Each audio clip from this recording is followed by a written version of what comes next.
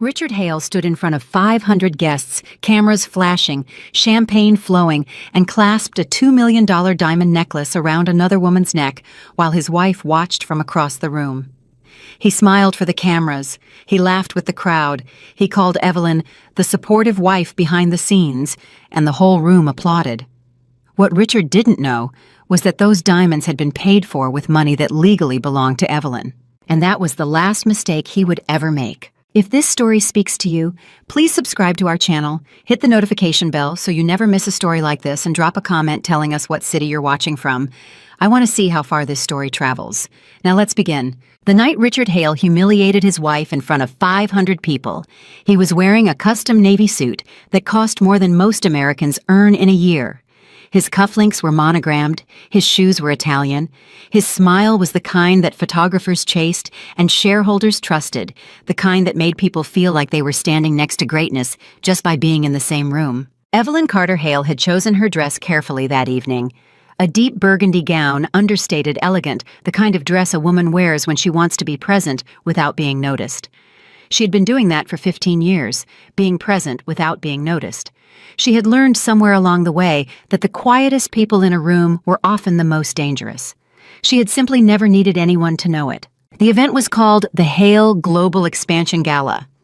Richard's public relations team had orchestrated every detail the venue on the 54th floor of the Meridian Investment Tower in Midtown Manhattan, the guest list that read like a who's who of American finance and politics, the centerpiece announcement that Hale Global Industries was about to execute the largest acquisition deal in its 20-year history, a $7 billion expansion into European infrastructure, the kind of deal that got a man on the cover of Fortune magazine, the kind of deal that made careers ended careers and changed the shape of industries. Evelyn had built the financial model for that deal herself, 18 months of work.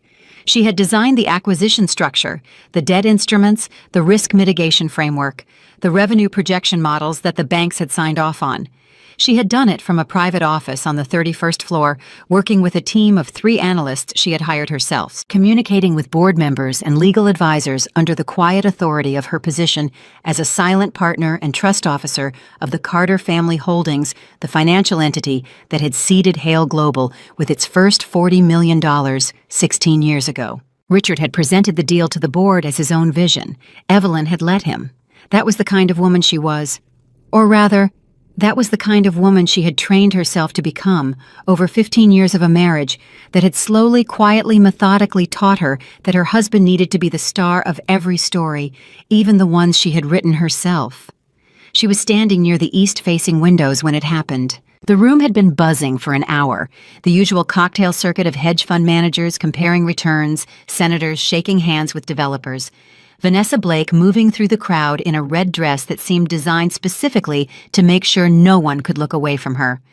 Evelyn had noticed Vanessa the moment she walked in. She had been noticing Vanessa at Richard's events for almost 2 years now.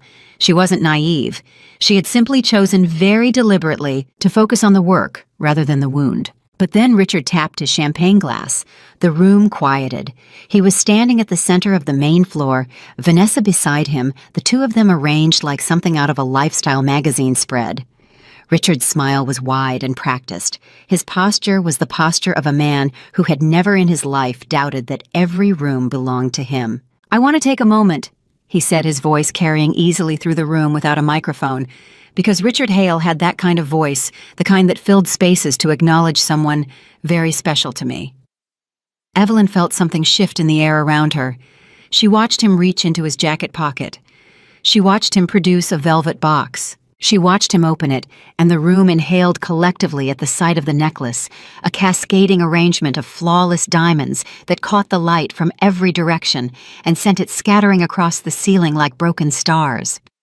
"Vanessa," Richard said, and his voice was warm, intimate, completely unbothered by the 500 witnesses surrounding him. "You have been my inspiration, my partner, and my light." Evelyn did not move. She did not speak. She stood at the window and watched her husband clasp a $2 million diamond necklace around another woman's neck in front of every important person in their professional world. The room erupted in applause. Some people laughed, the bright, performative laughter of people who aren't sure what they're witnessing, but feel the social pressure to respond positively. Cameras flashed. Someone near Evelyn whispered something to the person beside them. A woman she had known for a decade caught Evelyn's eye from across the room and then immediately looked away. Then Richard turned. He looked directly at Evelyn, and he smiled. Not with cruelty exactly. That would have been cleaner. It was something worse than cruelty.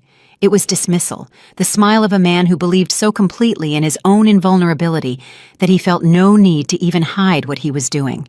The smile of someone who had calculated that his wife would absorb the humiliation quietly, the way she had absorbed everything quietly, and tomorrow they would return to their separate routines and life would continue. He raised his glass toward her. And of course, he said loud enough for the nearest cluster of guests to hear, to Evelyn, the supportive wife behind the scenes. We couldn't do any of this without you. The nearest people laughed softly, politely, the way people laugh at a joke they don't quite understand. Evelyn raised her own glass. She smiled back at him. And in that moment, something that had been building inside her for a very long time, something patient and quiet and enormously powerful, finally made its decision. She was done protecting him. She turned back to the window and looked out over the Manhattan skyline, and she did the thing she always did when she needed to think clearly. She began to do the math. The diamond necklace. $2 million. She already knew which account it had come from. She had reviewed the trust disbursements 3 weeks ago as part of her quarterly fiduciary review. There had been an unusual withdrawal, $2.1 million from a sub-account of the Carter Family Trust, the legal entity that Evelyn controlled as the sole trustee. The withdrawal had been processed under a category code she had flagged as unusual, but had not yet investigated. Now, she understood. Richard had used trust funds that legally belonged to her family to purchase a gift for his mistress. He had done it in an account she managed, and he had put the evidence of it on public display in front of 500 witnesses. Evelyn took a slow, steady sip of her champagne. She thought about her father, Thomas Carter, who had built his wealth through 40 years of careful, patient, relentless work in commercial real estate, who had established the Carter Family Trust to protect the assets he had built for his daughter and future grandchildren, who had sat across from Richard Hale at a dinner table 17 years ago and said quietly but with absolute clarity, "You understand, Richard, that the money stays in the family. Whatever happens between you and Evelyn, the money stays in the family." And Richard had nodded and shaken Thomas Carter's hand and said, "Of course, I wouldn't have it any other way." Thomas Carter had died 4 years ago. He had never known how comprehensively his son-in-law had ignored that promise. But Evelyn knew. She had known for longer than she had admitted to herself. She finished her champagne set, the glass on a passing tray, and walked quietly through the crowd toward the elevator bank. 3 people tried to stop her to talk business. She smiled at each of them, made a brief, gracious comment, and kept moving. She passed within 10 feet of where Vanessa Blake was standing, laughing with a group of men who were all trying to get as close to her as socially acceptable. She did not look at Vanessa. Vanessa was not her problem. Vanessa was a symptom. Richard was the disease, and the disease had just made itself visible. The elevator opened immediately, as though the building itself understood she was in a hurry. She stepped inside. The doors closed. And for the first time all evening, Evelyn Carter Hale was alone. She reached into her small clutch bag and pulled out her phone. She scrolled to a contact saved simply as Daniel B. and pressed call. It rang twice. "Evelyn." Daniel Brooks answered immediately, his voice carrying the alert quality of a man who had learned over 20 years of working with her that when Evelyn called at unusual hours, it was worth picking up immediately. "What's happening?" "I need you to meet me," she said. Her voice was completely steady. That was something people always noticed about Evelyn in moments of crisis. The steadier she sounded, the more serious the situation was. "Tonight. My private office, not the firm. Bring everything you have on the Carter Trust disbursements from the last 18 months. And Daniel, bring the original licensing agreements. All of them." There was a brief pause. "Evelyn," Daniel said carefully, "are you all right?" "I'm fine," she said. "I've just decided to stop being invisible." She ended the call as the elevator doors opened on the ground floor lobby. Daniel Brooks had been her personal attorney for 11 years. Before that, he had been her father's attorney. He was 63 years old, had attended Harvard Law, and had spent his career specializing in trust law, intellectual property, and corporate governance. He was the kind of attorney who understood that the most important legal battles were the ones that were won before they ever reached a courtroom. He was waiting for her at the private office when she arrived 40 minutes later. The office was not part of Hale Global. That was deliberate. Evelyn had maintained it for 9 years under the name Carter Financial Advisors, which served officially as the management entity for the Carter Family Trust. It occupied a modest 3-room suite on the 31st floor of a different building 6 blocks east of the Meridian Tower. The office had its own filing system, its own secure servers, its own separate accounting records. Evelyn had built it quietly, systematically. Over nearly a decade, the way she built everything without announcing it, without asking permission, without making herself available to be told no. Daniel was sitting at the conference table with 3 banker's boxes already open in front of him when she walked in. He looked up at her and immediately clocked her expression, or rather the deliberate absence of expression she was maintaining. "Start with the trust disbursements," she said, dropping into the chair across from him and pulling the nearest box toward her. "I need to trace every non-standard withdrawal for the last 18 months and match them to source accounts." "I've already started," Daniel said. He slid a folder across the table. "But Evelyn, before we get into this, what exactly happened tonight?" She told him plainly and without editorializing. The necklace, the public presentation, the account code she had flagged 3 weeks ago. Daniel listened without interrupting.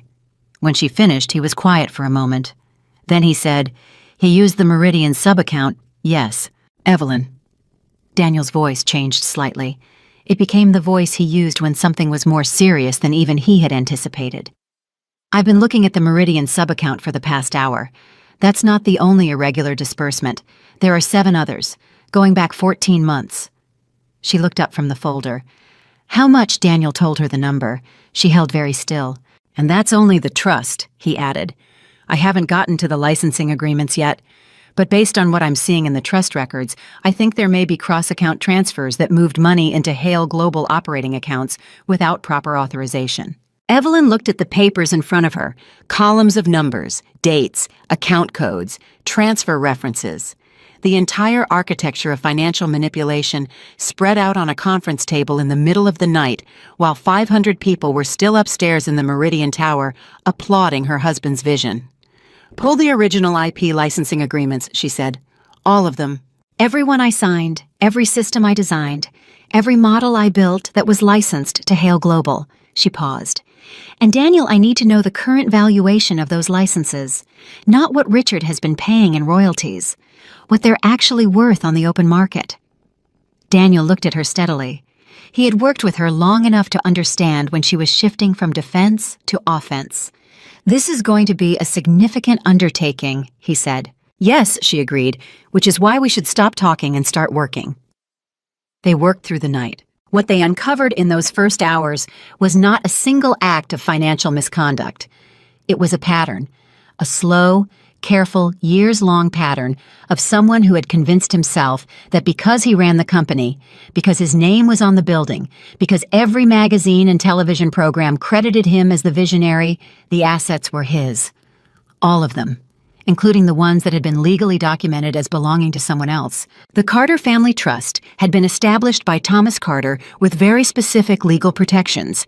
Evelyn was the sole trustee. The trust's assets could not be commingled with marital assets, could not be accessed by any party other than Evelyn, without her written authorization, and carried a legal protection clause that her father's attorneys had built specifically to guard against what was in technical legal terms called fraudulent conversion. Richard had accessed the trust's sub-accounts multiple times. He had done it through a backdoor authorization structure that his own finance team had built, exploiting a technical gap between Hale Global's banking systems and the Carter Trust's account architecture. He had apparently believed or had convinced himself that because Evelyn never reviewed the sub-accounts with granular regularity, and because she had historically trusted the bank's reporting, the transfers would remain undetected. He was not entirely wrong. They had gone undetected for 14 months. But Evelyn had flagged an anomaly 3 weeks ago, and tonight he had put a $2 million piece of evidence on public display and drawn her attention directly to it. By 4 a.m, Evelyn and Daniel had built a preliminary map of the financial misconduct. It was not complete.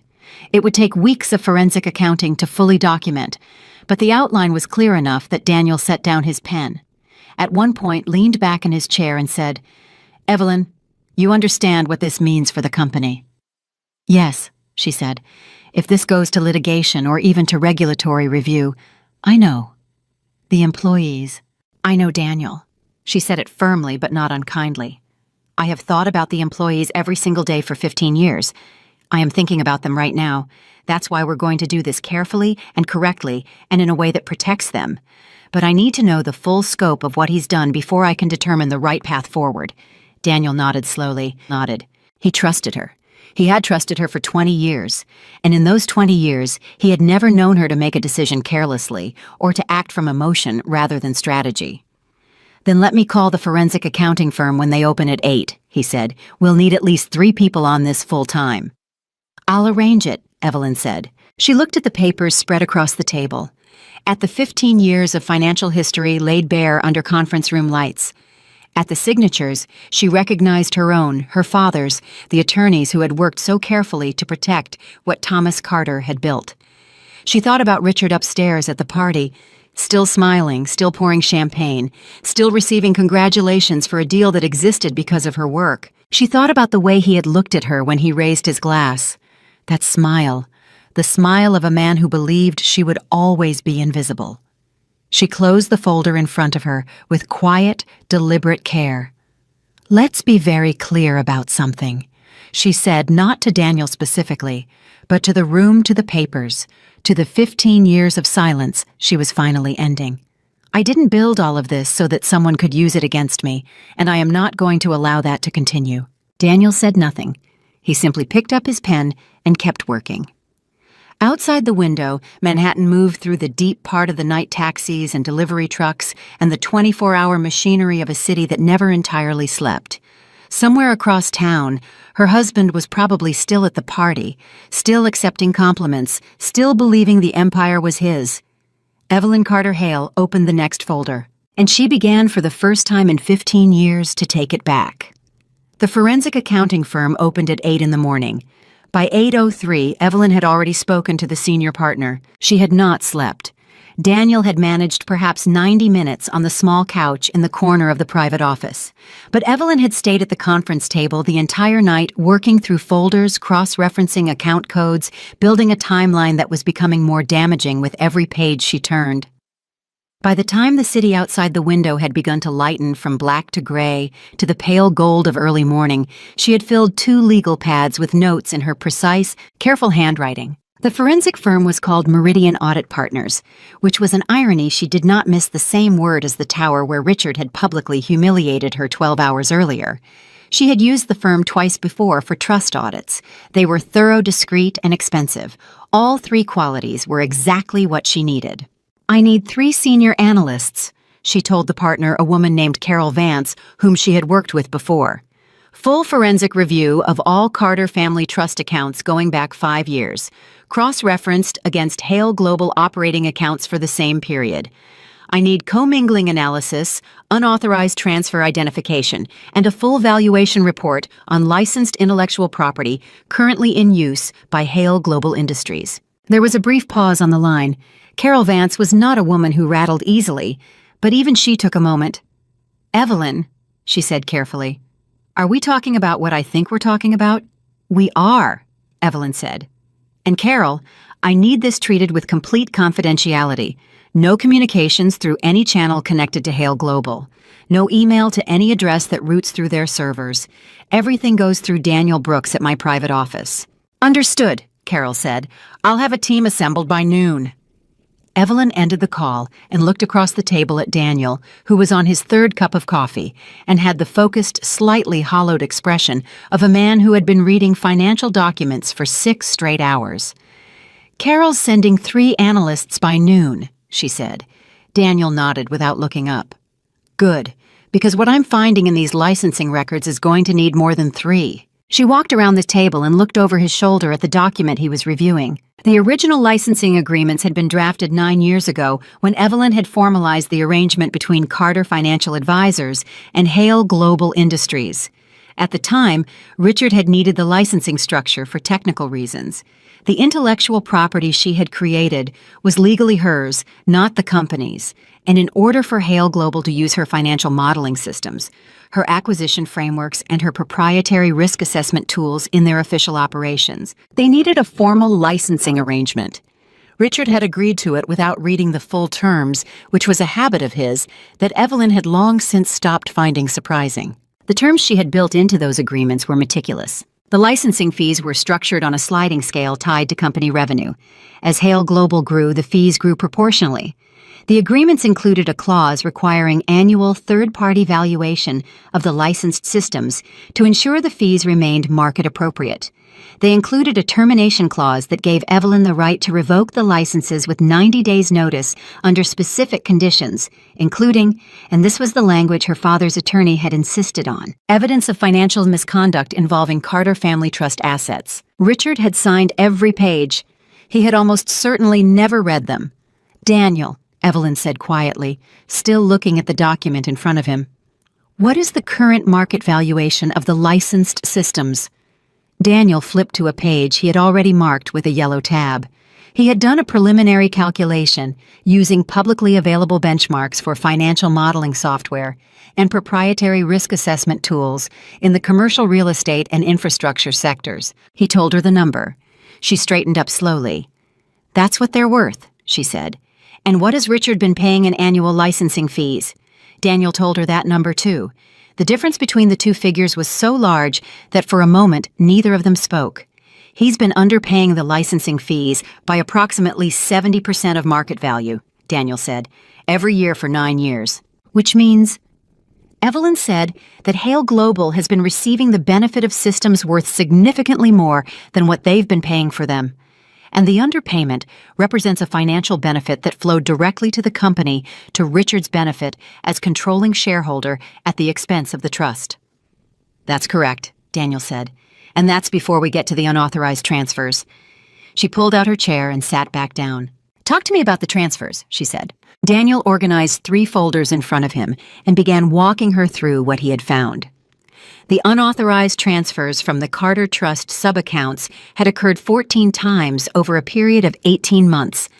They ranged in size from $80,000 to $2.1 million, the largest, being of course the purchase of the diamond necklace that was currently sitting around Vanessa Blake's neck somewhere across the city. The transfers had been executed through a backdoor authorization pathway that Richard's internal finance director, a man named Gary Tesler, had apparently constructed by exploiting a technical integration between Hale Global's treasury management system and the Carter Trust's banking interface. "Gary Tesler did this," Evelyn said. "The technical execution appears to be Tesler's work," Daniel said. "Whether he understood the full legal implications of what he was building, or whether Richard told him it was authorized, I can't say yet. But the authorization codes used were Richard's." Evelyn thought about Gary Tesler. She had met him perhaps a dozen times over the years at company events. He was competent, ambitious, and deeply loyal to Richard in the way that people who owed their career advancement to one person often were. "He'll say Richard told him it was sanctioned," she said, "almost certainly, and Richard will say it was an accounting error, a miscategorization." "Yes. He'll blame it on a system integration mistake between 2 complex financial entities and claim there was no intent." "That's the defense I'd expect," Daniel agreed. "Which is why the licensing valuation gap is actually the stronger case, because that's 9 years of documented underpayment, 9 years of signed agreements, 9 years of annual reports that show the fee structures. That's not a clerical error, that's a pattern." Evelyn looked at the folders spread across the table. She had a choice to make, and she understood it clearly. She could take what she had to a court, immediately file for emergency protective orders on the trust assets, and begin litigation that would almost certainly become public within days. Or she could continue building the case quietly, allow the forensic team to complete their full analysis, and construct something so comprehensive and so airtight that when she finally moved, it would be impossible to dismiss or delay. The first option was faster. The second was stronger. She had spent 15 years choosing patience over impulse. She was not about to stop now. "We build the full case," she said. No public moves, no communications with Richard, no signals of any kind until the forensic report is complete and we have a legal strategy ready to execute. Daniel looked at her steadily. That could take 8 to 10 weeks. Then it takes 8 to 10 weeks. Richard is going to be on television talking about the expansion deal within 48 hours. Good, she said. Let him talk. The more he talks about a deal that exists because of my work, the more he establishes the value of what I'm going to reclaim. Daniel was quiet for a moment. Then he said, "There's one more thing I need to tell you." Something in his voice made her go still. "I found something in the original Carter Trust documents," he said. "Something I don't think you've looked at recently, because it's buried in the secondary beneficiary provisions that your father added in the final amendment 4 years ago, 3 months before he died." He slid a document across the table. She picked it up and read. Her father had added a provision that she had known about in general terms, but had never examined in precise detail. It established that in the event of documented financial misconduct by any party using or accessing Carter Family Trust assets without proper authorization, the trustee Evelyn had the right to activate what the document called the Strategic Recovery Protocol. The protocol gave her the legal authority to initiate a formal claim not only against the individual responsible for the misconduct, but against any corporate entity that had benefited from it, including the right to demand equity restructuring as a remedy. In plain terms, if someone stole from the trust and a company benefited from that theft, Evelyn could go after the company's ownership structure directly. Hale Global Industries had benefited from 14 unauthorized transfers and 9 years of undervalued licensing arrangements. She read the document twice. Then she set it down. "My father knew," she said quietly. It wasn't a question. "He drafted this amendment 4 months after Richard's first major company expansion," Daniel said. "The timing suggests he was watching what was happening and wanted to make sure you had every possible legal tool available if you ever needed it." Thomas Carter had never said a word to her about it. He had simply built the protection and left it there waiting in case she ever needed it. He had known his daughter well enough to understand that she would find it when she was ready. She pressed her hand flat on the document for a moment. Then she said, "Pull every filing we'll need to activate the Strategic Recovery Protocol. I want it ready the moment the forensic report is complete." "Evelyn," Daniel's voice was careful, "if we activate that protocol against Hale Global, we're not just going after Richard personally, we're going after the company's controlling structure. The board will have to respond. The banks will be notified. It will trigger disclosure requirements." "I know. The employees—" "Daniel." She looked at him directly. "My father built that company with me, not with Richard. The employees' jobs are there because of work I did and systems I built. I am not going to let Richard destroy what those people depend on by running it into the ground while stealing from my family's trust. The best thing I can do for those employees is remove the person who is mismanaging and stealing from the entity they work for, and replace it with something stable." Daniel held her gaze for a long moment. "You already know what you want to replace it with," he said. She didn't answer immediately. She picked up her coffee cup, found it empty, set it back down. "I've been building something for 6 years. She said, quietly, "a separate investment structure properly capitalized with clean governance and a board that I trust. It was never meant for this specific purpose, but it's ready." Daniel stared at her. "You built a company that could absorb Hale Global's controlling structure.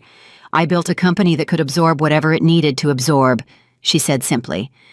"My father taught me that the best financial preparation is the kind that's ready before you know you need it." The silence in the room lasted about 4 seconds. Then Daniel's phone rang. He looked at the screen and his expression shifted. "It's Richard's office," he said. They both looked at the phone. "Don't answer it," Evelyn said. Daniel let it ring through to voicemail. 40 seconds later, her own phone lit up on the table between them. Richard's personal cell number. She looked at it without expression. She let it ring. He called again 15 minutes later. Then a third time. Then he sent a text that read, "Evelyn, we need to talk. Call me when you're up." It was written in the breezy, confident tone of a man who did not yet understand that the conversation had fundamentally changed. She put the phone face down on the table and went back to the documents. The forensic team arrived at 12:15. 3 analysts, led by a senior examiner named Patricia Huang, who had spent 11 years at the SEC before moving to private practice. Patricia Huang had the unhurried, deeply precise manner of someone who had spent a career finding things that other people had worked very hard to hide. She shook Evelyn's hand, looked at the boxes of documents already assembled, and said simply, "Walk me through what you have so far." They spent 3 hours doing exactly that. By the time Patricia's team had their full briefing and had begun their independent review, Evelyn was certain of one thing. She had previously only suspected the scope of what Richard had done was significantly larger than even the first night's review had suggested. Patricia had asked 4 questions during the briefing that opened entirely new lines of investigation, questions about intercompany loan structures, questions about how certain acquisition costs had been categorized, questions about the relationship between Hale Global's European expansion financing and the Carter Trust's investment portfolio. Each question landed in the room like a stone dropping into deep water. The ripples kept expanding. By 5 in the afternoon, Patricia pulled Evelyn aside. "I want to be straightforward with you," she said in the careful, measured tone of someone delivering serious information. "Based on what I've reviewed in the first 3 hours, this is not a simple case of financial irregularity. What your attorney has identified as the surface issues appear to be connected to a much more complex structure of asset misappropriation. I'm not in a position to give you final conclusions yet, but I want you to understand the scope of what we may be looking at." Evelyn said, "Tell me." Patricia told her.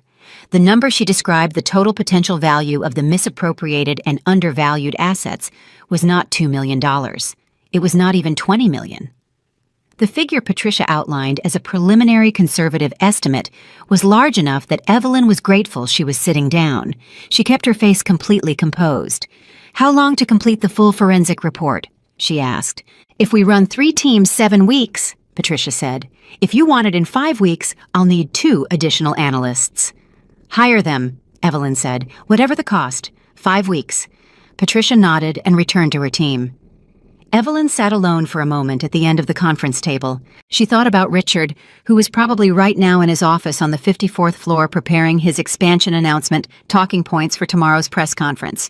Confident, polished, completely unaware that 6 floors below him, 11 hours ago, his wife had begun the most thorough financial investigation of his career. She thought about the way he had grabbed her wrist at the party, the bruise that was still there hidden under the sleeve of the blouse she had changed into this morning, the casual, thoughtless cruelty of it, the way he had done it without even registering that it was a thing he was doing. She thought about her father. She thought about 15 years. And then she stopped thinking about any of it and picked up the next document because there was too much work to do and emotion was a luxury she could not afford right now. 2 days later, Richard called Daniel Brooks directly. Daniel told Evelyn immediately. "He wants to know if you're all right," Daniel said, and his tone made it clear what he thought of that framing. "He said you haven't been home and you're not answering his calls and he's concerned." "What did you tell him?" "I told him you were engaged in trust management matters and would be in touch when you were available." "Good," she said. "Did he push back?" He said, and I'm quoting exactly, "Dan, whatever Evelyn is working on, I need her focused right now.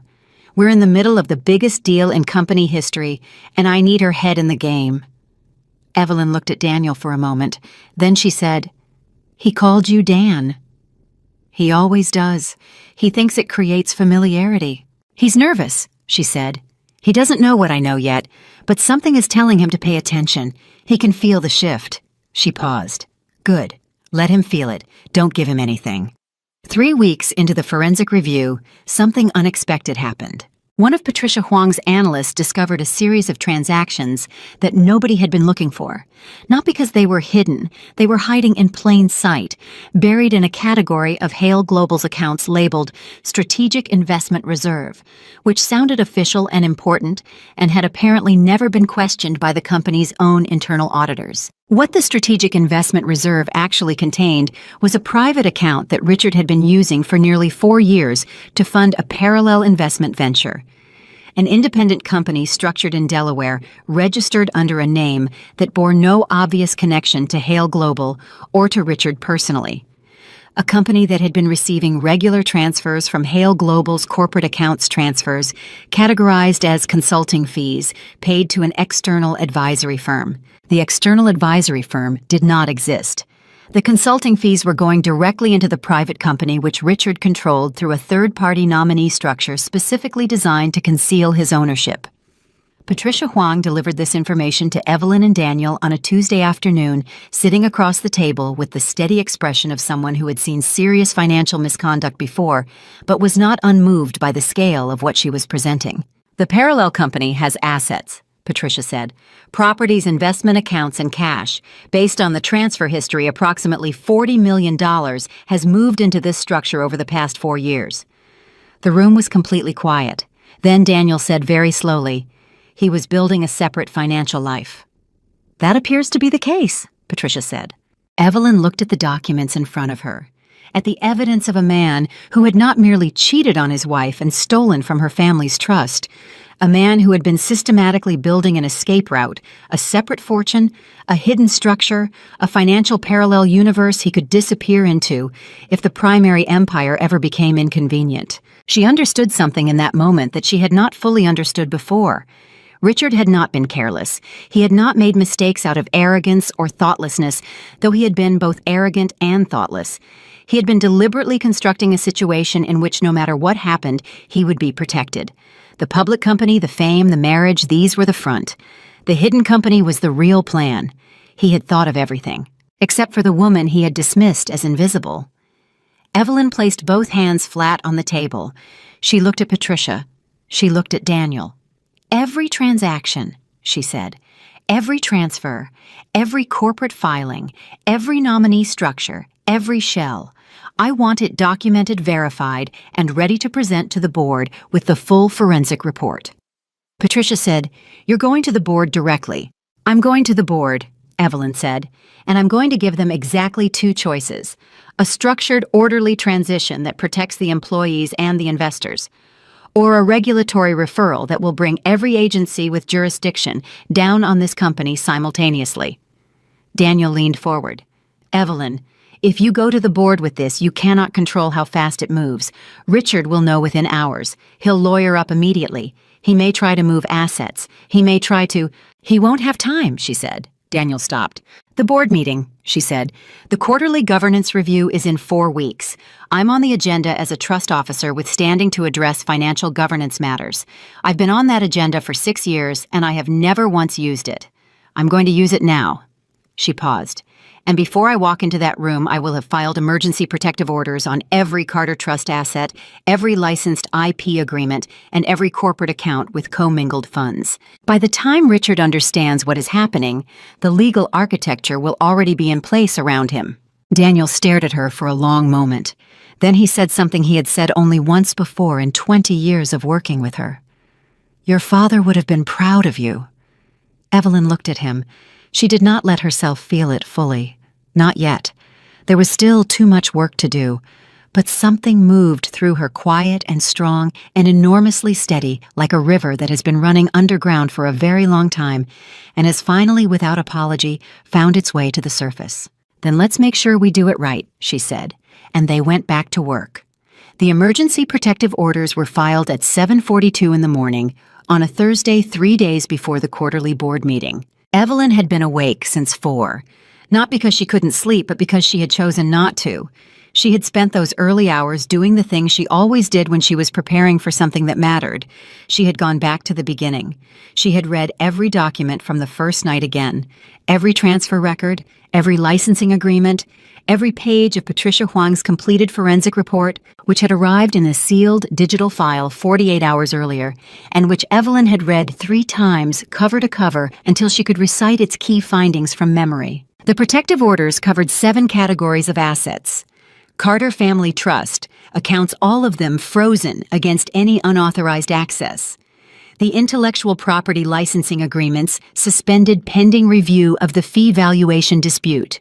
4 specific Hale Global operating accounts that forensic analysis had identified as containing commingled trust funds, the Delaware company Richard had built in secret, the nominee structure he had used to conceal his ownership, and the $40 million in assets that had been funded through fraudulent consulting fee transfers. Daniel had filed in 2 jurisdictions simultaneously: federal court for the IP claims, state court for the trust violations, 2 judges, 2 sets of emergency motions, all filed before Richard Hale's workday began.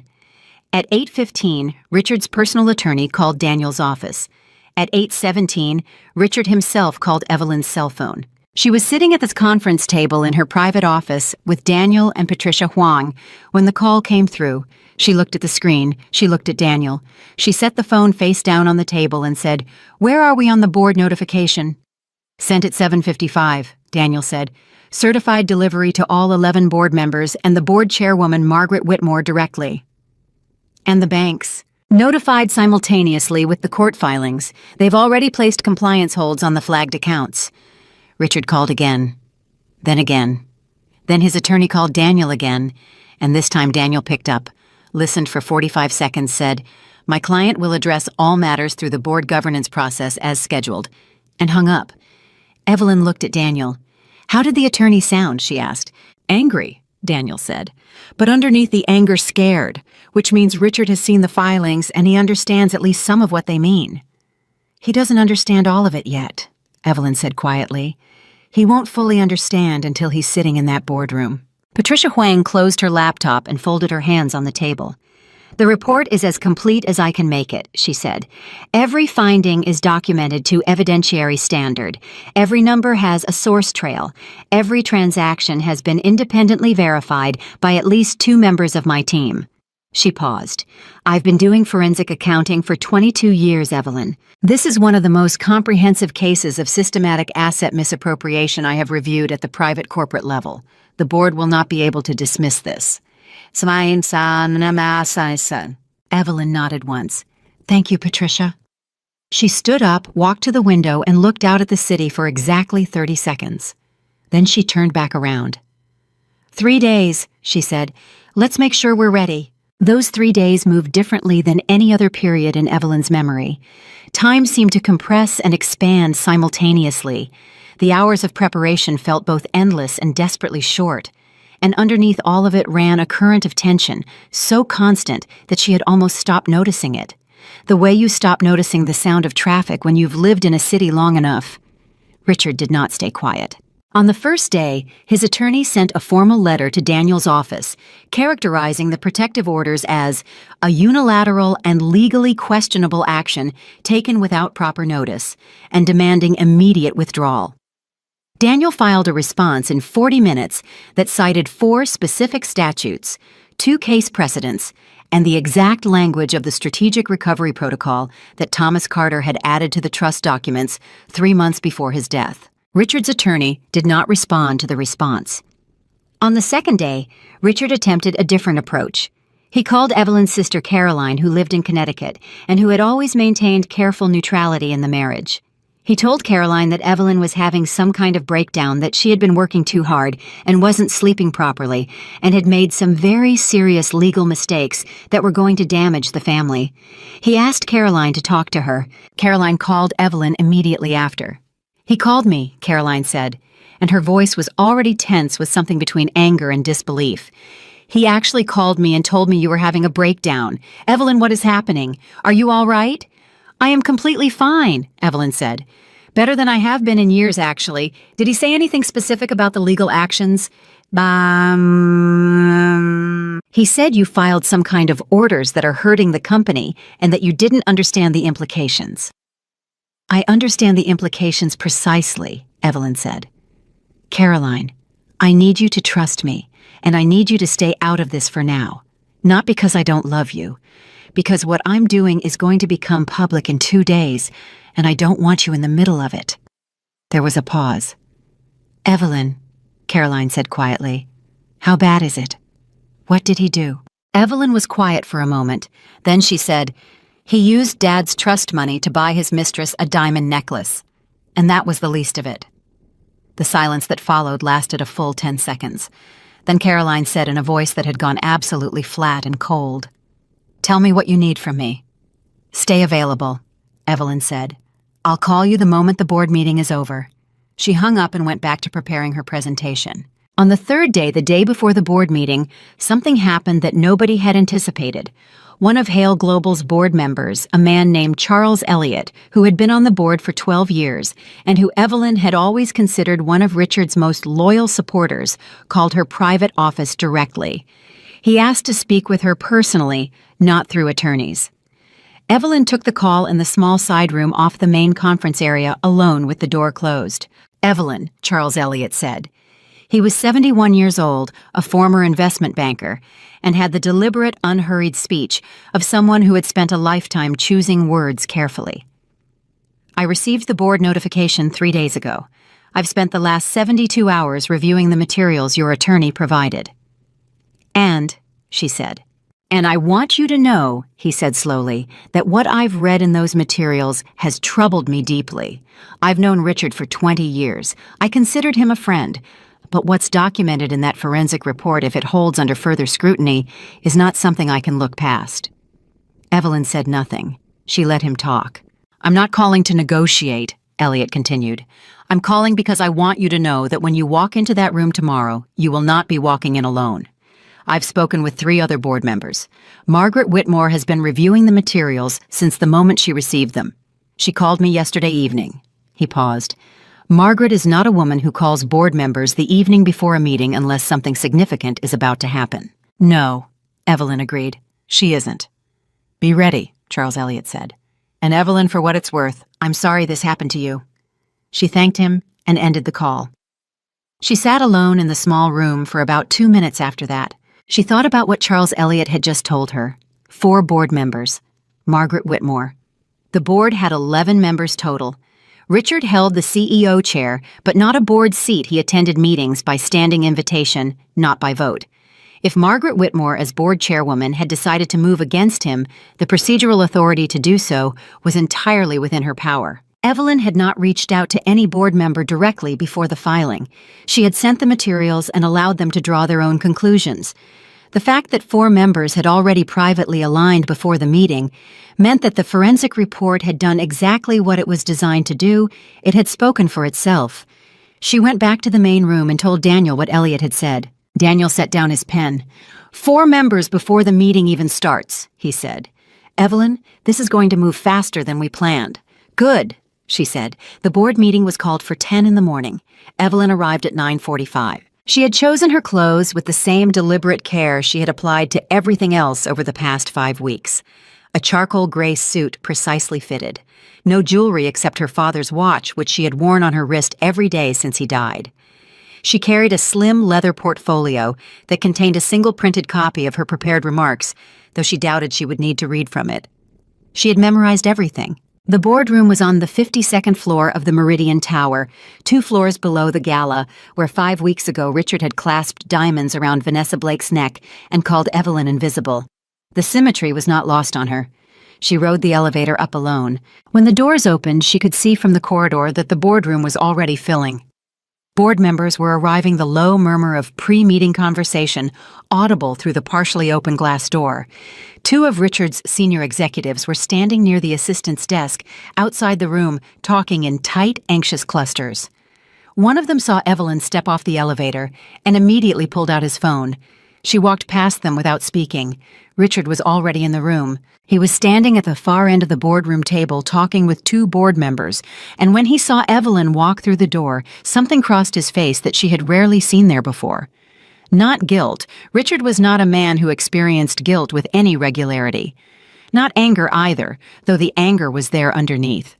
What she saw for just a fraction of a second before his practiced composure reassembled itself was something much more revealing. Fear. He covered it immediately. He straightened. He smiled.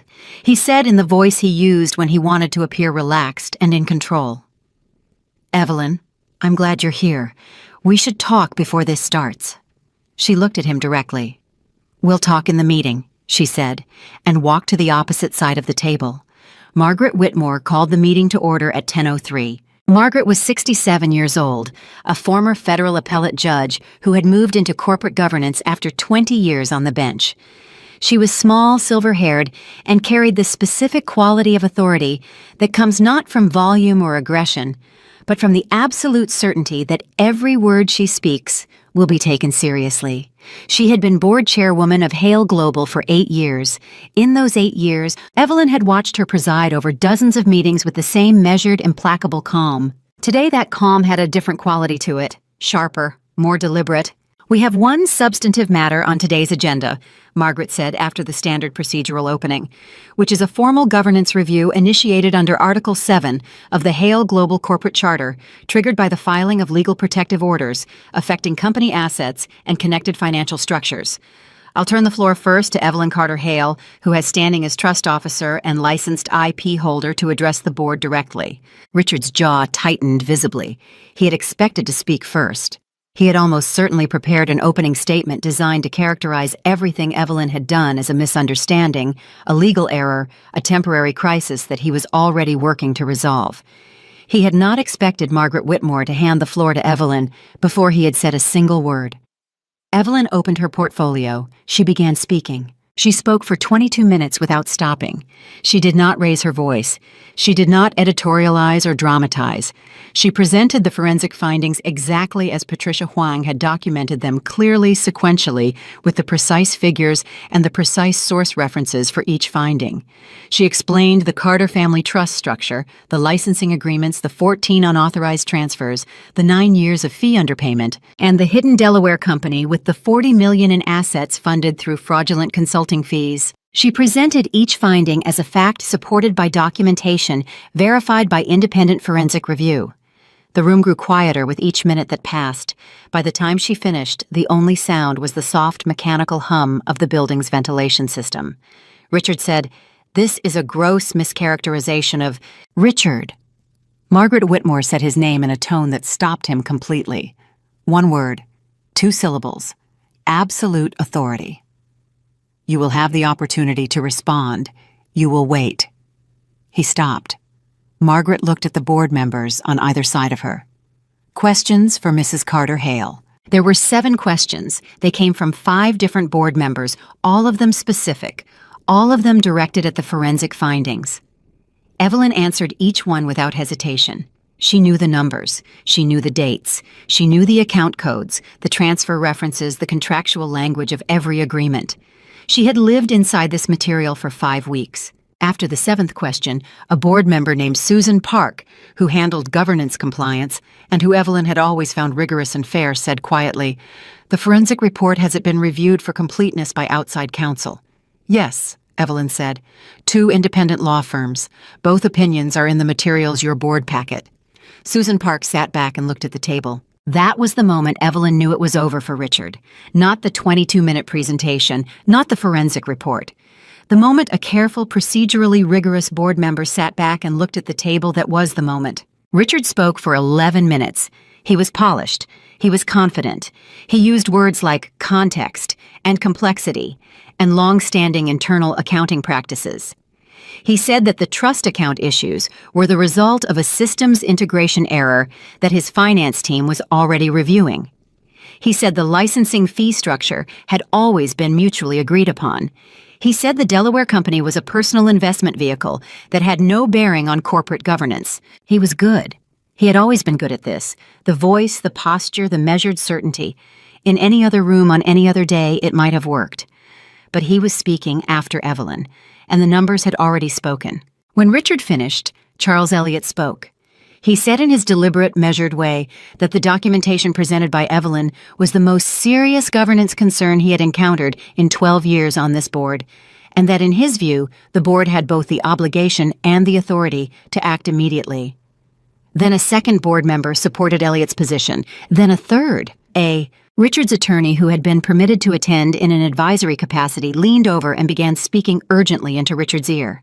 Richard's expression cycled through 3 distinct emotional states in about 15 seconds: calculation, anger, and something that looked very much like the beginning of genuine alarm. He said, "Margaret, I need to request a recess, 30 minutes, to consult with counsel." Margaret Whitmore looked at him steadily. "The board will take a 15-minute recess," she said. 15 minutes, Richard." The room moved into the controlled chaos of a recess during a serious proceeding. People stood, spoke in low voices, checked phones. Richard moved to the corner with his attorney and two of his senior executives. Evelyn moved to the windows with Daniel, who had been permitted into the room as her legal representative. Daniel said quietly, "4 members have spoken in support. Margaret hasn't shown her hand yet, but Elliot told you she called him yesterday. Evelyn, I think she's going to move for a formal resolution." "She is," Evelyn said.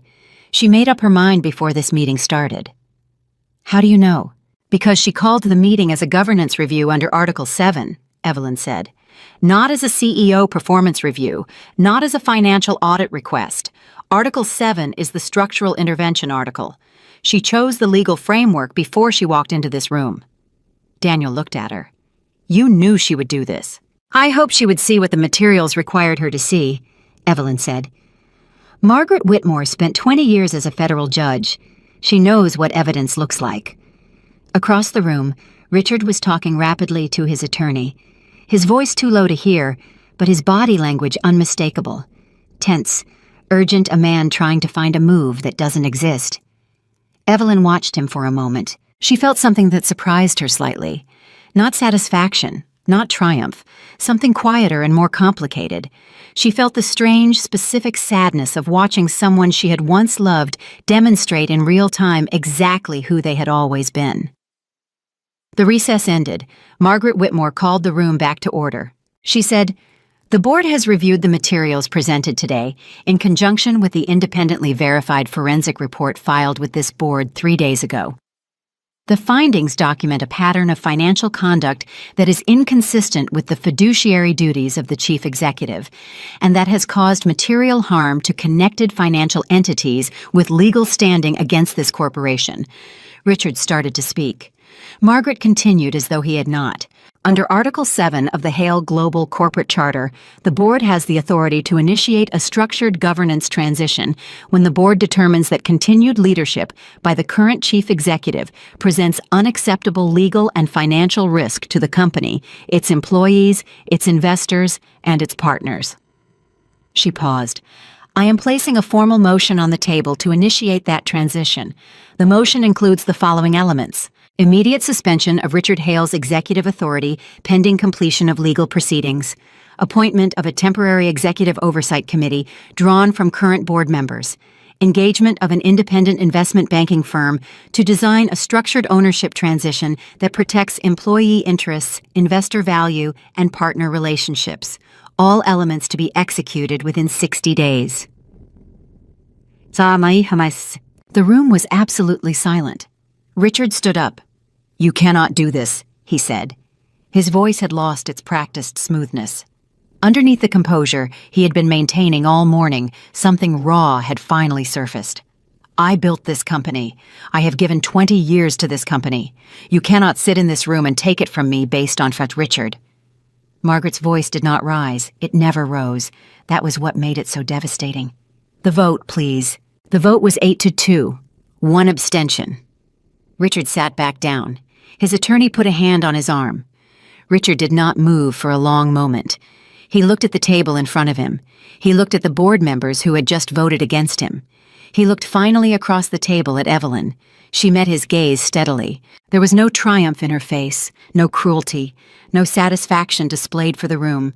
She simply looked at her husband with the same steady, clear attention she had brought to every document and every meeting and every decision over the past 5 weeks. His expression shifted through something she couldn't fully name. Anger was there. Humiliation was there. And underneath both of them, just barely visible, something she had not seen on Richard's face in a very long time. Recognition. Not of what he had done. She wasn't certain he was capable of that yet. But recognition of her, of what she was, of what she had always been working quietly in the background of the empire he had taken credit for. He looked away first. Margaret Whitmore closed the meeting at 12:17. Outside the boardroom in the corridor, the national business press was already assembled. Someone had leaked that the meeting was significant. Evelyn had anticipated this. She walked out of the boardroom with Daniel beside her, moved through the cluster of journalists without stopping, and said only, A statement will be released through our legal representatives this afternoon, before stepping into the waiting elevator. As the elevator doors closed, she heard one reporter calling out, "Mrs. Carter Hale, can you confirm that you're taking control of Hale Global?" The doors closed. She looked at Daniel. He was watching her with the careful attention of someone waiting to see how a person responds to the most significant moment of their professional life. She took a slow breath. Then she said, "Call the investment bank. Tell them we're ready to start the transition design. And Daniel, call the employment law firm. I want employment protections built into the transition structure from day one. No employee loses their position because of what Richard did." Daniel was already reaching for his phone. "And the statement for the press?" he asked. Evelyn thought for a moment. "Keep it simple," she said. "Say that the board has acted appropriately to protect the company's stakeholders. Say that the transition is designed to preserve employee security and investor value. Say nothing about Richard personally." She paused. "And say nothing about me." Daniel looked up. "Nothing about you. This isn't about me," she said. "It never was." The elevator reached the lobby. She walked out into the city, into the ordinary noise and motion of a midday Manhattan street, and for the first time in 5 weeks, she allowed herself to feel the full weight of what had just happened. Not with triumph, not with the electric, brittle energy of victory, with something steadier, something that felt underneath all the exhaustion and the grief and the strange, complicated relief, very much like the beginning of something she had not yet fully named. The statement went out at 2:47 in the afternoon. Daniel had drafted it in the car on the way back to the private office, reading sections aloud to Evelyn for approval, while Manhattan moved past the windows. It was 11 sentences long. It confirmed the board's governance action.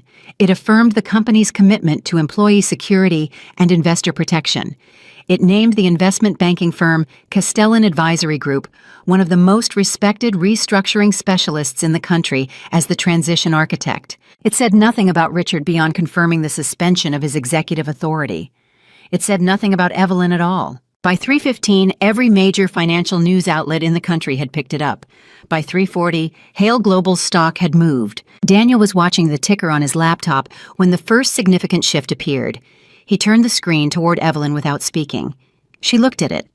The initial reaction was a drop predictable, the market responding to uncertainty, the way markets always do with reflexive alarm. But then within 20 minutes, something different happened. The stock stabilized, and then slowly it began to recover. Castellan, Daniel said simply, meaning that the market had recognized the name of the restructuring firm and understood that a serious, experienced hand was now on the situation. "Good," Evelyn said. She went back to the document she was reviewing. She had not stopped working. The board vote had ended one phase and begun another, and in some ways the second phase was more complex than the first. The transition design, the actual mechanics of how Hale Global's controlling structure would be reorganized, required precision that matched or exceeded everything that had come before. Because this was the part that would determine whether the 2,314 employees who worked for Hale Global kept their jobs, their benefits, and their retirement security. And that mattered to Evelyn in a way that went beyond strategy. She knew most of their names. That was not something Richard had ever understood about her.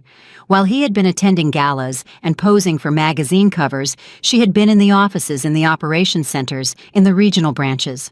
She had learned the names of the analysts and the administrative staff and the project managers because she believed that understanding a company meant understanding its people, not just its numbers. And now those people's futures depended on what she built in the next 60 days. She was not going to get it wrong. At 4:30, her phone rang. Not Richard's number, not his attorney's. A number she recognized as belonging to Gary Tesler, Richard's finance director, the man who had built the backdoor authorization pathway used to access the Carter Trust accounts. She looked at the number for a moment, then she answered. "Mrs. Carter Hale," Gary Tesler said. His voice was tight-controlled and carrying beneath its surface the specific quality of a man who has spent the past 6 hours understanding exactly how exposed he is. "I know you have no reason to take this call. I appreciate that you did."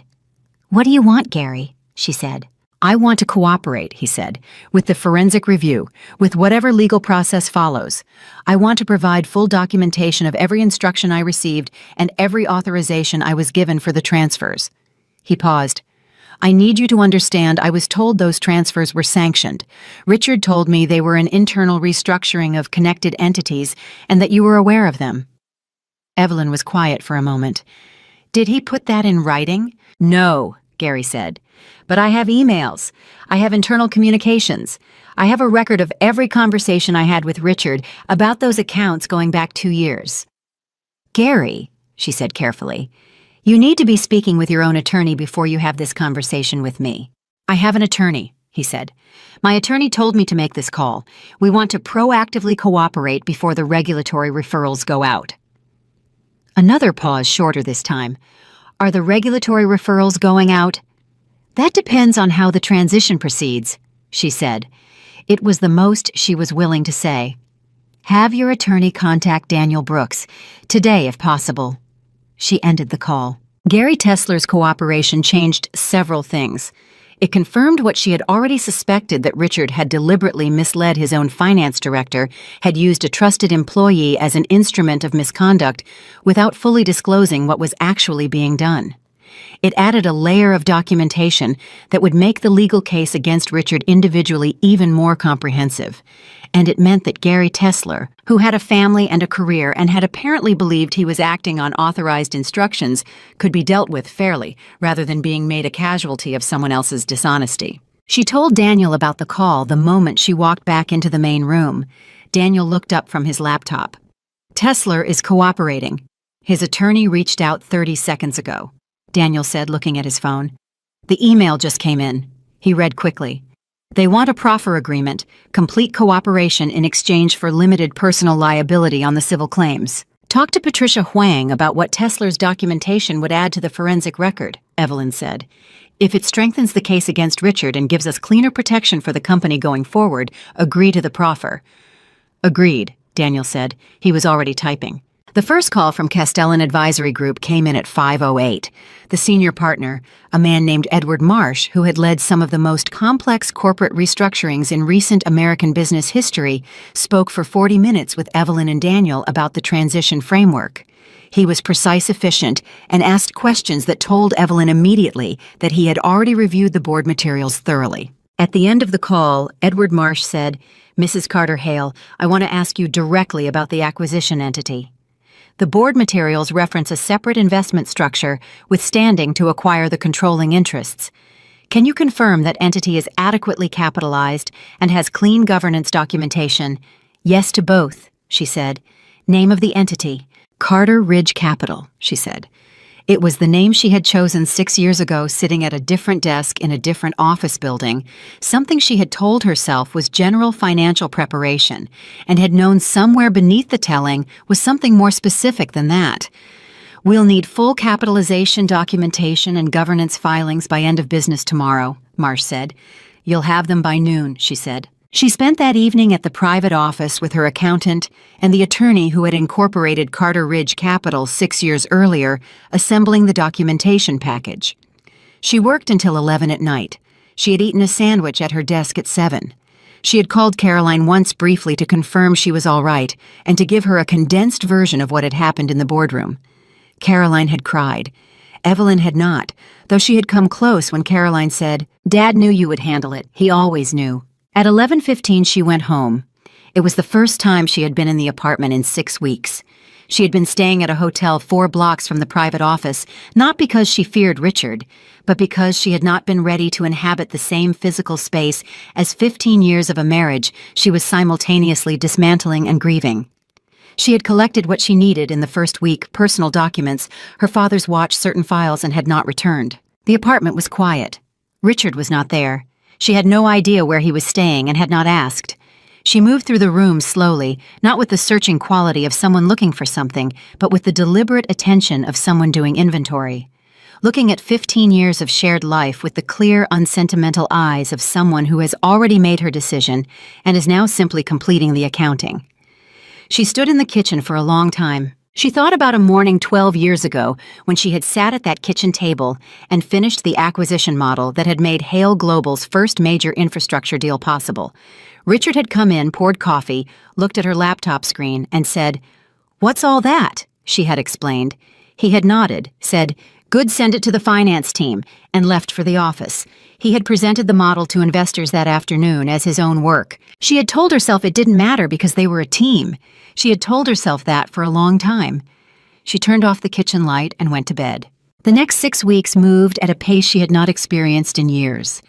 The transition design required daily calls with Castellan weekly board updates, continuous legal coordination across 3 law firms and 2 jurisdictions, and parallel management of the divorce proceedings that she had formally initiated on the same morning as the protective orders. The divorce attorney was a woman named Sandra Reese, who was known in legal circles as someone who could handle cases of extraordinary complexity without becoming either emotional or brutal, the 2 qualities Evelyn had specifically sought. Richard had responded to the divorce filing with a legal team of 4 attorneys who immediately challenged the protective orders, the forensic findings, the board's authority under Article 7, and the valuation methodology used for the licensed intellectual property. The challenges were comprehensive, expensive, and almost entirely unsuccessful. Each one was answered by Daniel's team with the precise documented evidence that 5 weeks of intensive investigation had built. Richard's legal team was fighting hard, but they were fighting against paper trails, and paper trails do not negotiate. 3 weeks into the transition process, the twist that nobody had anticipated arrived in the form of a phone call from Edward Marsh at 7 in the morning. Evelyn was already at the private office when the call came. She had been there since 6. "There's a development," Marsh said without preamble. That was something she had come to appreciate about him. He did not soften things. "Richard's attorney contacted us last night. Richard wants to negotiate directly, not through the board process, directly with you." Evelyn was quiet. "What specifically does he want to negotiate?" she asked. "He wants to retain a minority equity position in the restructured entity," Marsh said. "He's proposing to drop all legal challenges to the protective orders and the board resolution in exchange for a 15% stake in Carter Ridge Capital's acquisition structure." She stood up from her desk. She walked to the window. She thought about this for exactly 30 seconds. "No," she said. "Evelyn, no minority position, no equity stake, no ongoing connection between Richard Hale and any entity involved in this transition." She paused. "Edward, the employees of this company deserve a governance structure that isn't complicated by the legal and ethical history of the person who mismanaged it. A 15% stake for Richard is 15% of a reason for the next regulatory review to look at this company's history. I won't do it." Marsh was quiet for a moment. "He'll escalate the legal challenges." "Let him," she said. "The forensic report and Gary Tesler's cooperation documentation will answer every challenge he files. It will take longer. It will cost more. But the answer is no." Marsh said, "I'll communicate that to his attorney."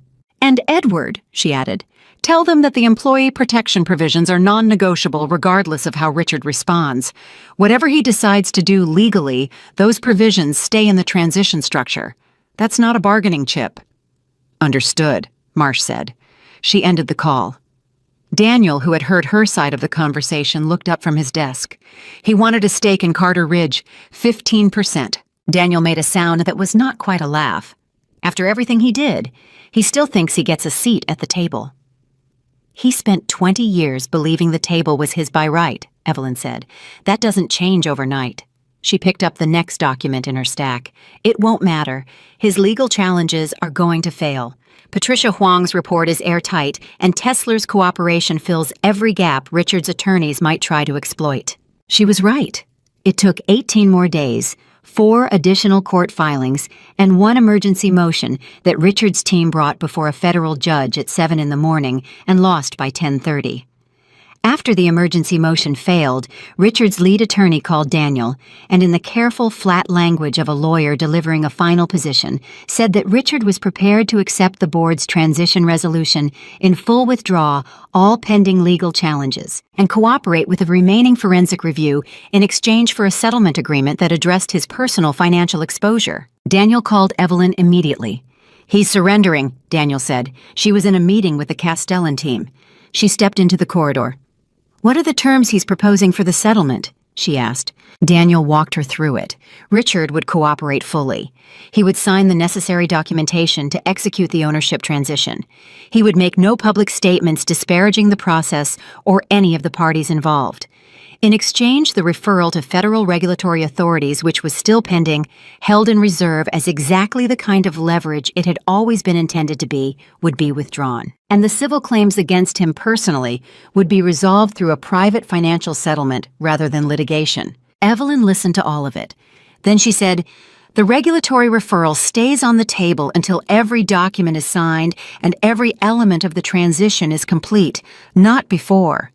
He doesn't get certainty about the referral until we have certainty about the execution." "That's a hard line," Daniel said. "His attorneys are going to push back." "They can push back," she said. "Tell them the answer is yes to cooperation, yes to settlement structure, no to withdrawing the regulatory referral until full completion. Those are the terms. They're not moving." The terms did not move. Richard's attorneys accepted them 48 hours later. The signing ceremony, if it could be called that, which it could not, because it was a series of document executions spread across 3 separate legal offices in 2 cities over 4 days, concluded on a Thursday afternoon in early spring, 61 days after the board meeting. 61 days after Margaret Whitmore had called a vote, and 8 board members had looked at the evidence Evelyn had built and understood what it required them to do. Evelyn signed the final document in Daniel's conference room. It was the acquisition agreement that transferred the controlling interest in Hale Global's operating structure to Carter Ridge Capital. She signed it with her father's pen, a simple black ballpoint that Thomas Carter had used for every significant signature of his professional life, and that she had kept in her desk drawer for the 4 years since his death. Daniel witnessed the signature. Then he said, "It's done." She looked at the document for a moment. She thought about the night of the gala, the diamonds, the bruise on her wrist, the elevator doors closing, and the decision that had crystallized in the quiet between floors. She thought about the conference table covered in folders at 4 in the morning. She thought about her father writing a legal provision into a trust document 3 months before he died and not saying a word to her about it because he had trusted her to find it when she needed it. She thought about 2,314 people who still had their jobs. She capped the pen. "What happens to Richard now?" Daniel asked quietly. It was not a legal question. It was the kind of question a person asks when they have spent 2 months watching something enormous unfold and want to understand its full human weight. "He has money," she said. "Not what he expected to have, not what he thought was his, but he's not destitute. He made choices, and those choices have consequences, but the consequences are proportionate." She paused. "What happens to him is up to him. That's not my responsibility anymore." She stood up and picked up her portfolio. "Send the press statement," she said, "and Daniel the one about the Carter Foundation. I want that one out today, too." He looked up. "The foundation announcement today." "Today," she said. "The transition is complete. There's no reason to wait." The second press statement went out 40 minutes later. It announced the establishment of the Carter Foundation for Financial Independence, a nonprofit organization capitalized with a portion of the settlement recovery from the Carter family trust claims. The foundation's stated mission was to provide financial education, legal guidance, and practical resources to women navigating contracts, business ownership trusts, and financial rights. It would operate nationally, with regional offices in 6 cities in its first year. The response to that statement was something Evelyn had not entirely anticipated. By the following morning, more than 400 women had contacted the foundation's newly established email address, not to apply for services, to share their own stories, stories of financial manipulation in marriages and business partnerships and family structures, stories of women who had built things and watched other people take credit, stories of women who had stayed quiet because they believed that was what was required of them. Evelyn read every one of them. She read them at her desk in the private office, now officially rebranded as Carter Ridge Capital's executive headquarters, in the early morning hours before the workday began. She read them the way she had read everything over the past 2 months, with full attention, with the specific quality of someone who understands that information is not abstract, that every number in a financial document represents a person's actual life. When her assistant knocked on the door at 8:30 to tell her that the first full board meeting of Carter Ridge Capital was ready to begin, Evelyn closed her laptop, straightened her jacket, and stood up. Her assistant, a young woman named Maya, who had worked with her for 3 years and had navigated the past 2 months with remarkable steadiness, said, "How are you doing, honestly?" Evelyn looked at her. It was the kind of question that could have 100 answers, depending on which layer of the truth you chose to speak. She chose the truest one. "I'm exactly where I'm supposed to be," she said. "Let's go." She walked down the corridor toward the boardroom of the company she had built, the company she had built quietly and carefully over 6 years, while everyone was watching a different story, and she felt something she had not felt in a very long time. Not relief, not triumph, not even peace. Exactly peace would come later, she suspected, in quieter moments than this one. What she felt walking toward that boardroom on a Thursday morning in early spring was the specific, uncomplicated clarity of a woman who knows exactly who she is. It had taken 15 years, a public humiliation, 61 days of the most demanding work of her life, and the legal provision her father had quietly buried in a trust document, like a letter left for her to find. But she had found it, and she had used it well.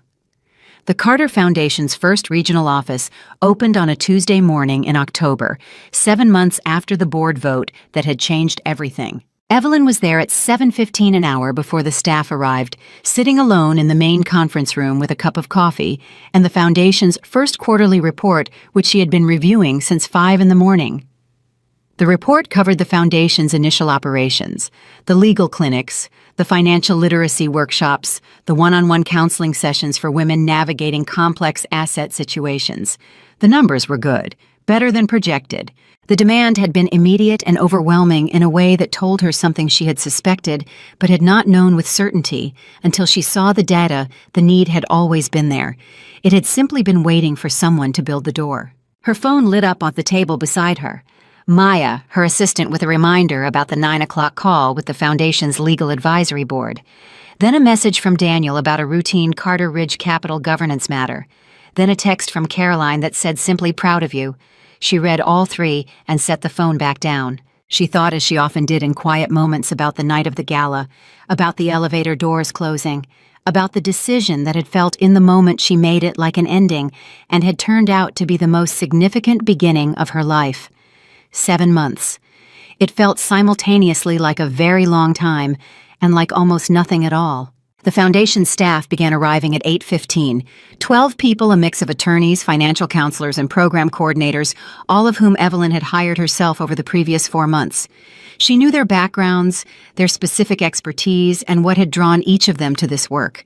She had interviewed every one of them personally, not because she didn't trust her hiring manager, but because she believed that the character of an organization lived in the people who showed up every day to do the work, and she intended to build something with character. At 8:45, 15 minutes before the advisory board call, her assistant knocked on the conference room door. "There's someone in the lobby asking to see you," Maya said. Her voice had a careful quality that immediately told Evelyn something was unusual. "He doesn't have an appointment. He said he knows you won't be expecting him. He asked me to give you this." She extended a small white card. Evelyn looked at it. On the front was a name she recognized, James Whitfield, managing partner of Whitfield Capital Group, one of the largest impact investment firms in the country.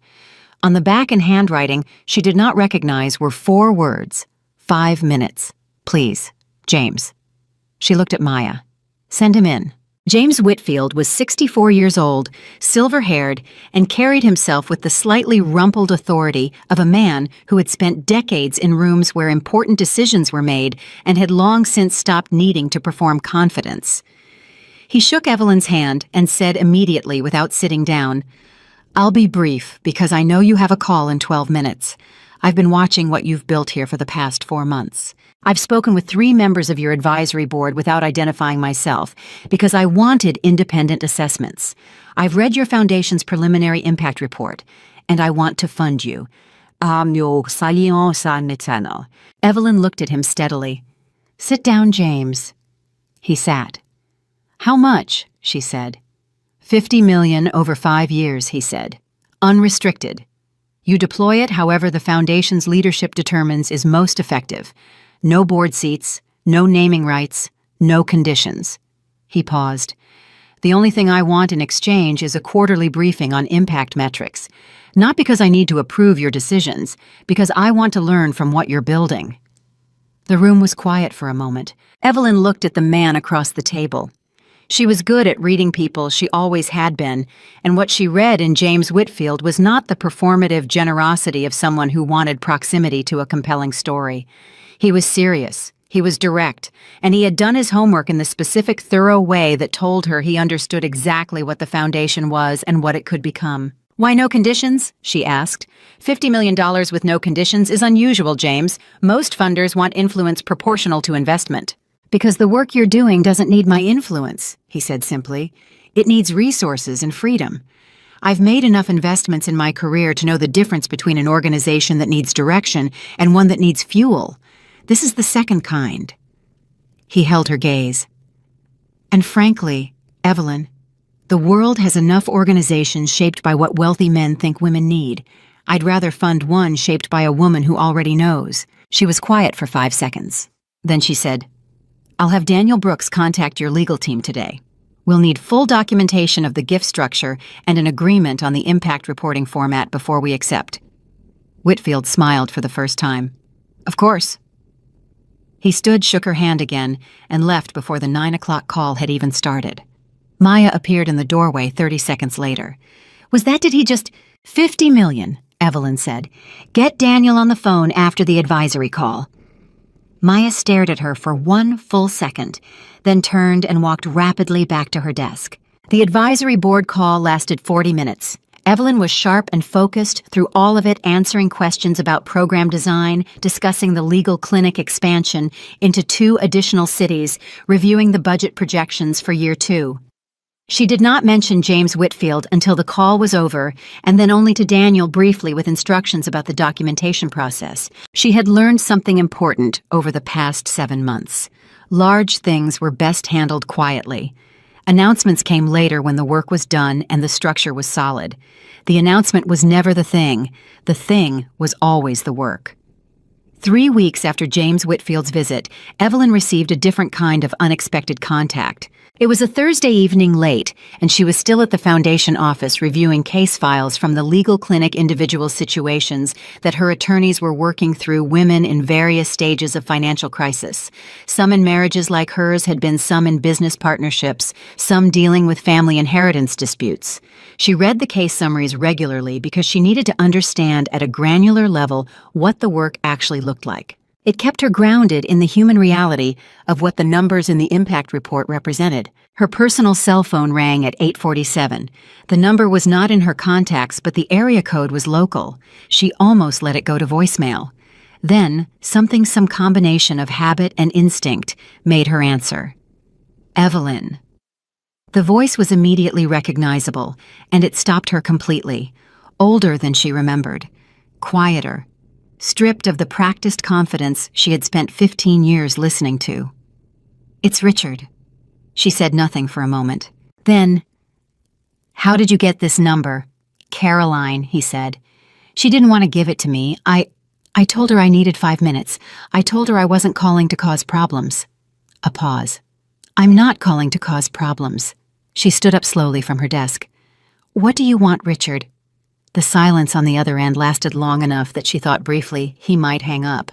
"I wanted to tell you something," he said, "and I couldn't figure out how to do it through an attorney, or in a letter, or I just needed to say it directly. Even if you hang up, even if you don't want to hear it." Another pause. "I'm sorry." She waited. "I'm sorry for the affair," he said. "I'm sorry for how I treated you at the gala.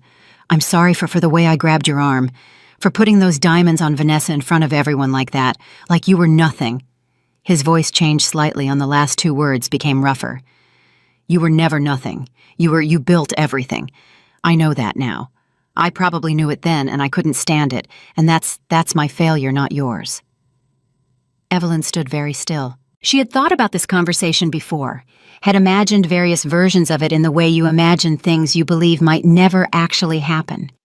She had thought about what she would feel if Richard ever said these words, whether she would feel satisfaction, whether she would feel the specific relief of being finally formally acknowledged, whether she would feel anger at how long it had taken. She felt none of those things. What she felt was something quieter and more final, the specific stillness of someone standing at the end of something, looking back across its full length with clear eyes. "I hear you," she said. Richard let out a breath. "I know I don't deserve forgiveness. The things I did were— Richard, she said quietly, I forgive you. The silence that followed was different from the ones before it. You do, he said. His voice had lost its careful structure entirely. He sounded for the first time in the conversation exactly as old and tired as he was. Yes, she said, not because what you did was acceptable, not because the harm was small, but because carrying the weight of it serves no purpose I'm interested in anymore. She paused. Forgiveness means I put it down. It doesn't mean I hand it back to you. I understand, he said. It was the kind of phrase people say in 100 different contexts, but the way he said it told her he meant it specifically, precisely, with the full weight of comprehension. Are you all right? She asked. It was a genuine question, not a performative one. I'm managing, he said. The friends mostly disappeared when the money situation became clear. Vanessa was gone inside a month. I have an apartment in Tribeca. I have some assets, the ones that were legitimately mine after the settlement. A pause. I've been doing a lot of thinking. Good, she said. I saw the announcement about the foundation, he said. I saw what you're doing for the women, the financial education, the legal support. His voice did something complicated on the next words. It should have always been like that. You should have always been out front. I was wrong to need you to be invisible. Evelyn was quiet for a moment. She could have said many things. She had a lifetime's worth of things she could have said. Instead, she said, Take care of yourself, Richard. She ended the call. She stood in the quiet office for a long moment afterward. The building had emptied out around her, the foundation staff long since gone home, and the only sounds were the ventilation system and the distant, ever-present murmur of the city below. She thought about forgiveness, about what it actually was beneath all the ways people described it and misunderstood it, and either required it too quickly or withheld it too long. Forgiveness, she had come to understand, was not a gift you gave to the person who had hurt you. It was a decision you made about yourself, about what you were willing to carry and what you were willing to put down. She had put it down. She picked up her phone and called Caroline. He called me, Evelyn said when Caroline answered. I know, Caroline said immediately. I'm sorry, I know I shouldn't have given him the number, but he sounded different, Evelyn. He sounded like he finally understood something. It's all right, Evelyn said. He did understand something, and I told him I forgave him. Caroline was quiet for a moment. How do you feel? Light, Evelyn said, and she meant it with complete simplicity. I feel light.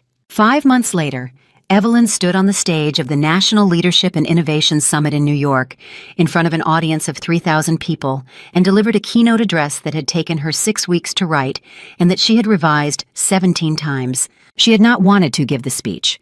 Or rather, she had not wanted to give the kind of speech people expected, the triumphant narrative of a woman who had fought back and won the clean, inspiring arc of defeat, transformed into victory. That story was too simple. It flattened the 15 years into a lesson, made the pain into a device, reduced everything complicated and human and genuinely costly about what had happened into something that could fit on a motivational poster. She had almost declined the invitation entirely. Then she had read 3 more case files from the Foundation's legal clinic in one evening. 3 women in 3 different states, 3 different circumstances, all of them operating with the same fundamental disadvantage. They did not know what they legally owned, what they were legally owed, and what rights they had to protect both. And she had understood that the speech was not about her story. Her story was the vehicle. The destination was something else entirely. So she had written a different speech than the one they were expecting. She stood at the podium and said, I am not here to tell you how I won. I am here to tell you why so many women are still losing and what we can do about it today. The room shifted. She felt it, the collective adjustment of 3,000 people recalibrating their expectations. She spoke for 38 minutes. She talked about financial literacy not as a personal virtue, but as a structural right. She talked about the specific ways that legal and financial systems had historically been designed without women as primary actors, and how that design created ongoing vulnerabilities that had nothing to do with intelligence or capability and everything to do with access to information. She talked about what the Carter Foundation had found in its first year of operation, the patterns across hundreds of cases, the common points of financial vulnerability, the specific moments where better information would have changed outcomes. She did not make herself the hero of the story. She made the women in the case files the center of it. When she finished, the audience was quiet for about 2 full seconds, the specific silence of a crowd that is processing something, rather than simply reacting to it. Then the applause began, and it was the kind that builds, rather than peaks, immediately the kind that means something has actually landed. She walked off the stage to where Maya was waiting with her phone and her portfolio. 47 media requests in the last 20 minutes, Maya said, and James Whitfield is in the lobby. He says he wants to introduce you to someone. She looked at Maya. Who? He didn't say. He just said you'd want to meet her. Evelyn straightened her jacket and walked toward the lobby. James Whitfield was standing with a woman who appeared to be in her late 40s, well-dressed, but with the slightly worn quality of someone who had been navigating something difficult for a long time. The woman had the specific posture of someone who is accustomed to holding herself together by main force of will. James said, "Evelyn, this is Dr. Sarah Brennan. She's a researcher at Columbia. She's been studying financial abuse and asset manipulation in marriages for 11 years. She has a data set of 4,000 cases, and she's been trying to find a way to turn it into policy recommendations for 3 years." He paused. "She needs a partner who understands both the financial and the legal landscape from the inside." Evelyn looked at Sarah Brennan. Sarah Brennan looked back at her with the careful assessing eyes of someone who has been disappointed before by people who seemed promising and is trying to determine if this time is different. Evelyn extended her hand. "Tell me about the data set," she said. Sarah Brennan's shoulders came down about half an inch. She shook Evelyn's hand and began talking. They stood in that lobby for 45 minutes. They missed 3 of Maya's gentle attempts to redirect Evelyn to the media requests. They sat down on a bench near the window when it became clear the conversation needed more than a standing position could accommodate. By the end of 45 minutes, they had the outline of a research partnership that would eventually produce the most comprehensive policy brief on financial abuse and asset protection ever submitted to a federal legislative committee. But Evelyn did not know that yet. She just knew she was in the right conversation. She called Daniel that evening on her way back to the foundation office, where she planned to work for another 2 hours before going home. "Good speech," he said when he answered. He had watched the live stream. "It was the right speech," she said, "which is different from a good speech." He was quiet for a moment. "How are you, Evelyn, honestly? It's been a year." She thought about the question with the same attention she brought to everything. A year since the gala. A year since the elevator. A year since the conference table covered in folders at 4 a.m, and Daniel across from her with his 3rd cup of coffee, and the moment she had looked at the papers in front of her and understood exactly what she was going to do and exactly what it was going to cost. "I'm well," she said. "And then because Daniel deserved more than 2 words after everything, I'm doing exactly what I'm supposed to be doing. Every day I'm doing exactly the right thing with exactly the right resources in exactly the right direction." She paused. "That's not something a lot of people get to say. I don't take it lightly." "No," Daniel said quietly. "You never have." She ended the call as the car pulled up to the foundation building. She went upstairs. She sat at her desk. She opened the case files. There was a woman in Ohio whose husband had structured their business assets so that she had no legal access to the company she had co-founded for 11 years. There was a woman in Texas who had discovered upon filing for divorce that her name had been removed from the deed to the house she had lived in for 2 decades. There was a woman in Georgia who had built a consulting practice and given her husband power of attorney during a medical crisis and come out of the crisis to find the accounts restructured in ways that cut her out entirely. 3 women, 3 different states. 3 versions of the same fundamental story, a woman who had built something and been told through the architecture of financial and legal systems used as weapons that it did not belong to her. Evelyn read each file carefully, the way she read everything, with full attention, with the specific quality of someone who understands that every number in a document is a person's actual life. Then she opened a new page in her legal pad and began writing notes for the Foundation's next program design meeting. She worked until 10:15. She went home. She slept well. In the morning, she woke at 5, made coffee, sat at her kitchen table, the same table where 12 years ago she had finished an acquisition model that Richard had presented to investors as his own, and she looked out at the city beginning to lighten, from black to gray to the specific gold of early morning. She thought about her father, about the provision he had buried in the trust document like a gift left wrapped and waiting. About the 20 years of trust he had built with her before he died, the trust that had made it possible for her to find that provision when she needed it, to understand it, to use it correctly. She thought about Daniel, who had picked up the phone at 11 at night a year ago and had not once in the 12 months since given her anything less than his complete and careful best. She thought about Maya and Patricia Huang and Carol Vance and Charles Elliott and Margaret Whitmore and Sarah Brennan standing in a lobby talking about 4,000 case files with the barely contained urgency of someone who has been carrying important information alone for too long. She thought about the 2,314 employees who still had their jobs. She thought about Richard in an apartment in Tribeca managing. She thought about the woman in Ohio and the woman in Texas and the woman in Georgia. She picked up her coffee cup. She sat with all of it for a moment, all the loss and all the work and all the people and all the documents and all the quiet, patient, unglamorous effort of building something real, and she felt it settle into its proper shape. Not a story of triumph over a villain, not a cautionary tale, not an inspiration arc with a clean ending, something truer than all of those. A woman who had known her own value, protected it with everything she had refused to let someone else's betrayal become the defining fact of her life, and built something from the ground up that would outlast every damage that had been done to her. She set the coffee cup down. She picked up her phone and opened the Foundation's case management system and began reviewing the morning's new intake files. The sun came up over Manhattan. She was already working. That was who Evelyn Carter had always been, not the woman standing at the window of someone else's empire, but the architect of her own. And now at last, everyone knew it.